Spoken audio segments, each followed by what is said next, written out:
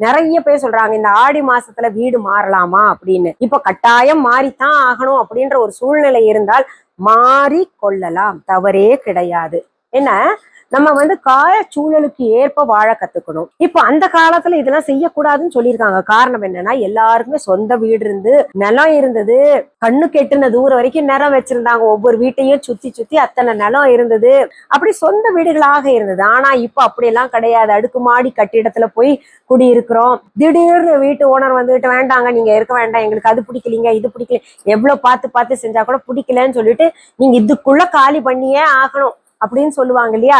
அப்போ என்ன பண்ணணும்னா, நமக்கு வேற வழி இல்லை. அந்த அம்பாள் மேல நம்ம வேண்டிக்கணும். நல்லா, அம்மா தாயே செய்யக்கூடாதுன்னு சொல்றாங்க, ஆனா கூட நாங்க மாற்றக்கூடிய சூழ்நிலை வந்துருச்சு அப்படின்னு என்ன பண்ணுங்க, பிரம்ம முகூர்த்த நேரமாக பார்த்து போய் பால் காய்ச்சிக்கிட்டு நீங்க வீடு மாறிக்கொள்ளலாம், தவறு கிடையாது. சரி, அப்புறம் ஏங்க சொன்னாங்க வீடு மாறக்கூடாது, வேற வீட்டுக்கெல்லாம் குடி போக கூடாதுன்னு எல்லாம் ஏங்க சொன்னாங்க அப்படின்னு கேட்டீங்கன்னா, இது அம்மனுக்குரிய மாதம். எந்த ஒரு மாதமுமே பாத்தீங்கன்னா முழுமையாக நம்மை அந்த தெய்வத்துக்குரிய மாதத்தை, அந்த சிறப்பு ஒவ்வொரு மாதமும் ஒவ்வொருத்தருக்கு சிறப்பாக இருக்கு. இதுல மாதம் முழுக்கவும் சிறப்பாக இருக்கக்கூடிய மாதங்கள் அப்படின்னு பாத்தீங்கன்னா மார்கழி மாதம், அப்புறம் இந்த ஆடி மாதத்தை தான் மாதம் முழுக்கவுமே நம்ம தெய்வங்களுக்கு அர்ப்பணிக்கிறோம். ஆனால் சில விஷயங்கள் தவிர்க்க முடியாததாக இருக்கும் பொழுது நம்ம வீடு குடி மாறலாம் அப்படின்றப்போ மாறிதான் ஆகணும் அப்படின்றப்போ நம்ம மாறிக்கொள்ளலாம், தவறு கிடையாது.